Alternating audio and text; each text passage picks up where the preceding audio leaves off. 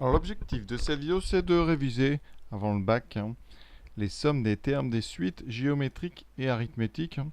Ça tombe assez souvent, en général en fin de sujet. C'est bien de faire un petit topo là-dessus, donc je vais vous rappeler les formules à connaître, peut-être une rapide, pas démonstration, mais rapide illustration, et ensuite on fera 3 exemples. Comme ça, vous serez prêts, et je donnerai aussi les limites tant qu'on y est.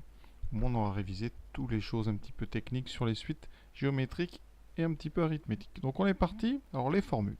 Alors tout d'abord, on va parler de suites arithmétiques et géométriques. Donc les suites arithmétiques, ce sont des suites pour lesquelles, pour passer d'un terme au suivant, donc on rajoute toujours une constante. Ici donc un va être égal à un plus r. Et r c'est donc la raison.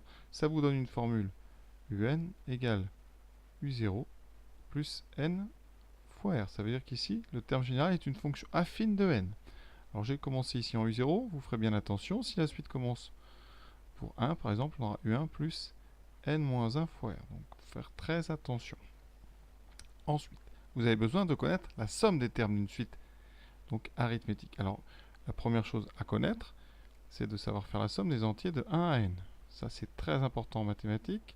Cette somme, c'est donc n fois n plus 1 sur 2. Par exemple, si vous voulez faire les entiers de 1 jusqu'à 100, eh bien ça fera 100 multiplié par 101 sur 2. D'accord? Ça va très très vite. Donc si vous voulez de tête par exemple les entiers de 1, 2, 3, 4, 5 jusqu'à 10, eh bien vous ferez 10 fois 11 sur 2. Ça veut dire 5 fois 11, donc 55. Vous voyez, ça va très très vite. Ça, c'est des sommes, donc des entiers. Alors, si on a une suite arithmétique, eh bien, il existe une formule en français pour faire cette somme. Quand on fait u0 plus u1 plus 2 jusqu'à un, eh bien, on fait ce qu'on appelle donc le nombre de termes, multiplié par la moyenne des extrêmes. Les extrêmes, c'est le premier et le dernier terme que vous avez écrit dans votre somme. Donc ici, eh bien, ça donnera tout simplement le nombre de termes. Donc de 0 à n, j'ai n plus un terme, que je vais multiplier par u0 plus un sur 2. Je fais la moyenne du premier et du dernier. Voilà. Ça, c'est des formules qui marchent très bien. Donc, évidemment, ça, c'est les formules pour les suites arithmétiques. Alors, pour les suites géométriques. Alors, une suite géométrique, c'est un processus multiplicatif. Donc, un plus 1, c'est quelque chose q, donc multiplié par un. Et c'est toujours le même nombre qu'on appelle aussi la raison.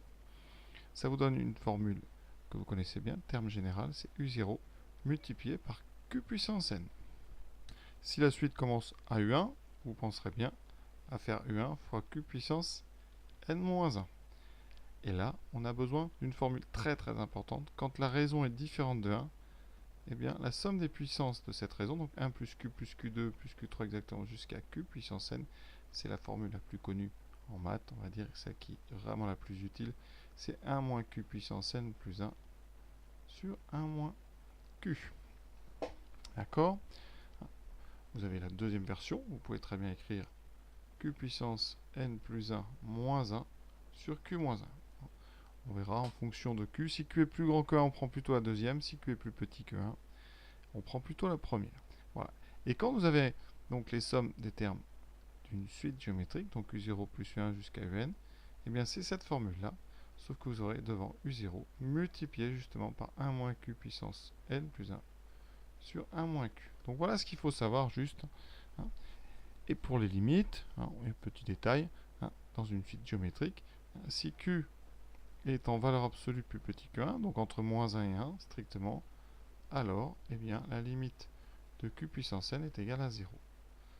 Quand n tend vers plus infini. Et si q est plus grand que 1, eh bien, la limite de q puissance n c'est plus infini. Voilà, c'est les deux cas que vous rencontrerez. Donc on est parti, on va faire nos 3 exemples, et comme ça vous avez révisé une petite part des suites, ça vous sera peut-être utile. Alors, première suite, donc un égale 3 fois 2 puissance n. Et je veux la somme donc de u0 jusqu'à un. Alors cette somme Sn, c'est donc eh bien, u0 plus u1 plus u2 plus u3 plus jusqu'à un. D'accord? Si j'applique la formule, aujourd'hui vraiment, c'est une vidéo de révision, on va pas vraiment démontrer, on applique. On a u0, donc u0, vous voyez, c'est le coefficient 3. On aura 3 fois 1 moins, alors ici, 2 puissance n plus 1 sur 1 moins 2. Vous voyez? Alors j'ai pris la formule avec le 1 d'abord, pas forcément à droite parce qu'ici dessous vous aurez 1 moins 2. Donc en général, quand la raison est plus grande que 1, oui, on prend plutôt l'autre, c'est-à-dire 2 puissance n plus 1 moins 1 sur 2 moins 1, de façon à avoir au dénominateur un nombre positif. Alors 2 moins 1, ça fait 1, ce qui fait 3 fois 2 puissance n plus 1 moins 1. Donc voilà cette somme.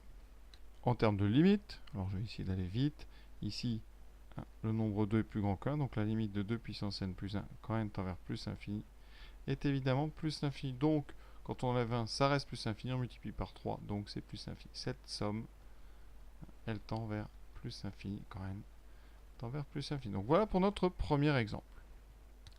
Le deuxième exemple que je vous ai choisi, c'est une suite géométrique ici avec une raison égale à 0,3. Donc quand je vais faire la somme, eh bien je vais appliquer la formule, ça sera premier terme, multiplié par 1 moins 0,3 puissance n plus 1 sur 1 moins 0,3. Sachant que U0, ici c'est moins 2. Donc j'obtiendrai, alors moins 2 divisé par ici 0,7, moins 2 divisé par 0,7 multiplié par 1 moins 0,3 puissance n plus 1. Alors ce qui est intéressant, c'est qu'ici, eh bien 0,3, en valeur absolue, c'est plus petit qu'un. C'est-à-dire que c'est un nombre entre moins 1 et 1. Donc la limite quand n va tendre vers plus l'infini, eh bien la limite de ce terme-là, ici, si on s'intéresse à la limite, eh bien ça tend vers 0 quand n tend vers plus l'infini. Et donc il vous reste comme limite quelque chose de très simple. Cette somme, elle tend vers moins 2 sur 0,7. Donc la limite ici, c'est moins 2 sur 0,7. Alors on pourrait transformer cette fraction-là, mais juste ici, voilà. Donc cette somme, ici vous voyez, elle a une limite finie qui est négative, parce que les termes de cette suite sont négatifs, et on est dans un cas de figure qui peut après avoir une interprétation dans un sujet, donc ça sera à vous de voir. Mais vous voyez la formule, vraiment, je dirais, importante, c'est cette formule ici, qui est la formule classiquement appelée les sommes des termes d'une suite géométrique. Donc vous n'oublierez pas le U0, et ensuite de bien compter le nombre de termes. Donc maintenant, je vais faire une dernière suite, qui est un mélange des deux. Alors, quand on fait la somme des termes d'une telle suite, on a deux parties. D'accord? Quand on a Sn, on aura U0, plus Un, etc. jusqu'à Un. Et vous allez avoir deux parties. La partie avec le n, qui est une partie arithmétique, d'accord, puisque c'est une fonction affine, et ici, une partie géométrique. Donc il faut appliquer à la fois les sommes des termes d'une suite arithmétique et les sommes des termes d'une suite géométrique. Donc il va falloir séparer en deux. Donc ici, quand je vais faire la somme, j'aurai bien U0 plus 3 fois 1 demi puissance 0, ça c'est U0, plus 1 plus 3 fois 1 demi puissance 1, et etc. D'accord? Et le dernier, n plus 3 fois 1 demi puissance n. Donc je vais avoir, eh bien, ces n ici qui vont tous s'ajouter, donc j'aurai 0 plus 1 plus 2, etc. jusque n, ça c'est la partie arithmétique, plus eh bien, les sommes des termes d'une suite géométrique, donc j'aurai eh bien 3 fois, vous avez bien compris, la somme des puissances de 1 demi, donc j'aurai 3 fois 1 demi puissance 0, plus etc. jusqu'à 1 demi puissance n. Et ça, c'est des formules qui sont écrites juste au-dessus, et on va pouvoir les appliquer. La première entre parenthèses, je viens de la donner, c'est donc n fois n plus 1 sur 2. Et la deuxième, c'est donc notre U0, avec ici 1 moins 1 demi puissance n plus 1 sur 1 moins 1 demi. On a bien n plus un terme de 0 à n. Et voilà. Alors la limite, bien, vous savez que comme 1 demi est entre 0 et 1, ou entre moins 1 et 1, eh bien c'est la limite de 1 demi puissance n plus 1, c'est donc 0. D'accord? Donc toute la partie ici, cette partie ici va tendre vers 3 divisé par 1 demi. Donc 3 divisé par 1 demi, si on simplifie, mais ça fait 6. Donc ça tend vers 6. Quand n tend vers plus l'infini. Et par contre, la première partie arithmétique, eh bien ça, évidemment, ça tend vers plus l'infini. Donc là, la limite de Sn, ça sera plus l'infini. Alors une somme, par exemple, que vous pourriez rencontrer, ça serait par exemple la somme 1 plus E plus E2 plus E3, la somme, par exemple, des puissances de E jusqu'à n. Ça, c'est la somme des termes de suite géométrique. La raison, ça sera E ici. Donc c'est premier terme, eh bien c'est 1. Et on aura 1 moins E puissance n plus 1, le nombre de termes divisé par 1 moins E. Vous voyez, c'est très simple.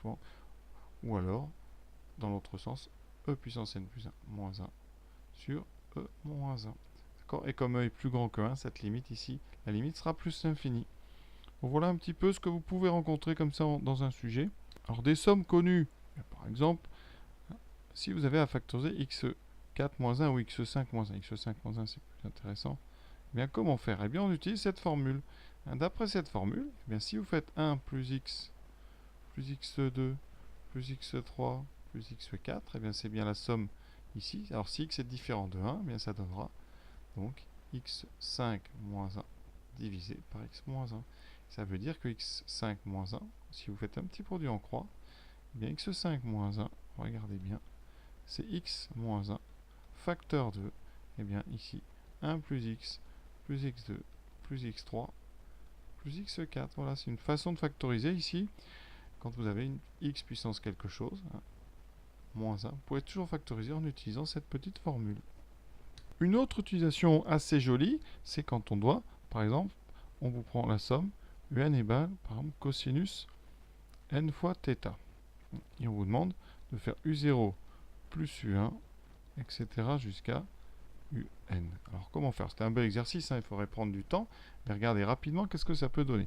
Alors on va passer en exponentielle, parce que les sommes de cosinus c'est très compliqué. Donc je vais d'abord introduire la suite, wn, qui est donc la somme, qui est la suite des ei n θ. On passe en complexe. Quand je fais la somme des wn, contrairement au cosinus, on a des puissances ici. Donc on aura ei 0 plus ei θ puissance 1 plus ei de θ. Mais ei de θ, on peut l'écrire ei au carré. Hein. C'est-à-dire que ei n θ, c'est aussi ei θ puissance n. Donc quand vous faites cette somme ici, vous avez la somme de ei θ puissance n. Là c'est un bel exercice. Hein.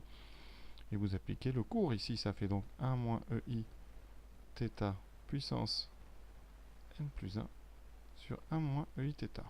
D'accord? Et après, eh bien, comme nous on a besoin de cosinus, on va prendre la partie réelle de cette chose-là. Donc la somme de notre somme, de notre u0 plus 1, ça sera donc la partie réelle de ceci. Alors ça c'est un autre chapitre, mais c'est vraiment juste pour vous faire une petite visite, vraiment des choses les plus connues. Hein, et là on rencontre le plus souvent cette formule avec donc les sommes des termes d'une suite géométrique. On la rencontre aussi hein, dans ce fameux problème avec le jeu d'échecs. Ici, vous savez, un problème ici, on met un grain de riz sur la première case, 2 grains de riz sur la deuxième, 4 grains de riz sur la troisième, et on double à chaque fois. Et à la fin, eh bien, combien on a mis de grains de riz? On a mis 1 plus 2, plus 4, plus, donc c'est 2 puissance 2, 2 puissance 3, 2 puissance 4. Sur un jeu d'échecs, il y a 64 cases, donc ça finira par 2 puissance 63. Et donc quand on fait la somme, ça fait 2 puissance 64 moins 1 sur 2 moins 1. Donc tout simplement 2 puissance 64 moins 1, vous voyez. Et après, hein, si ça vous intéresse, vous irez voir ce problème très connu. Il est connu sous le nom de problème de l'échiquier de SISA. Donc SI 2SA. Vous regarderez sur internet si ça vous intéresse. Et un deuxième problème connu où on rencontre une somme des termes d'une suite géométrique, c'est le problème d'Achille et de la tortue. C'est pareil si ça vous intéresse. Donc vous avez Achille hein, qui court et une tortue. Évidemment, on essaie de le rattraper. Et à chaque fois, la moitié de la distance est rattrapée. Donc ça fait une somme. Vraiment la j'abrège, ça fait un demi plus un quart, etc. Et la somme de ça, eh bien, quand n tend vers plus infini, si vous regardez, c'est la somme des puissances de 1 demi. Donc ça fait 1 moins 1 demi puissance n plus 1 sur 1 moins 1 demi. Donc 1 moins 1 demi, ça fait 2. Ça fait donc 2 fois 1 moins 1 demi puissance n plus 1. Et par limite, eh bien, vous voyez que le terme ici, 1 demi puissance n plus 1, tend vers 0. Et cette suite ici, donc, au total, elle tend vers 2. Donc voilà, juste, hein, c'est culturel. Donc je vous souhaite une bonne fin de journée. Et puis évidemment, si vous êtes dans les révisions, bon courage. À très bientôt.